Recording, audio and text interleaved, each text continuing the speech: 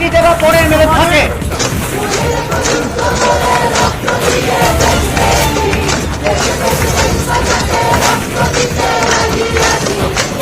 মঙ্গলবার স্বাস্থ্য সচিবের তরফে নবান্নে মুখ্যমন্ত্রীর সঙ্গে আলোচনায় বসার প্রস্তাব এসেছিল আন্দোলনকারী জুনিয়র ডাক্তারদের কাছে, কিন্তু সেই আলোচনার আমন্ত্রণ অপমানজনক মনে হয়েছিল বলে নবান্নে তারা জাননি। সেই মেলে রেসপেক্টেড স্যার এই বলে আমাদের সম্বোধন করা হয়েছে।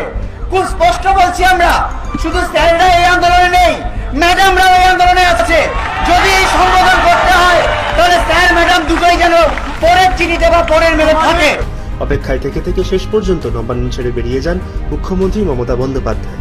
বুধবার আন্দোলনকারীরা জানালেন তারা আলোচনায় বসতে প্রস্তুত। আন্দোলনকারী জুনিয়র ডাক্তারদের তরফে কিঞ্জল নন্দ বলেন, আমাদের বলা হয়েছে 10 জনের প্রতিনিধি দল নিয়ে দেখা করতে, কিন্তু আমাদের দাবি অন্তত 25 জন যাওয়ার অনুমতি দিতে হবে।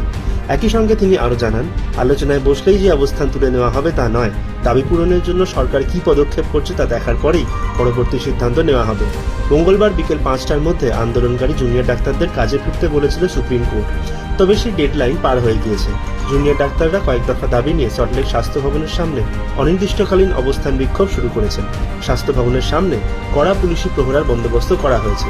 বন্ধ করে দেওয়া হয়েছে স্বাস্থ্য ভবনের মূল গেট। দাবি না মানা পর্যন্ত আন্দোলন চলবে স্পষ্ট করে দিয়েছেন জুনিয়র ডাক্তাররা।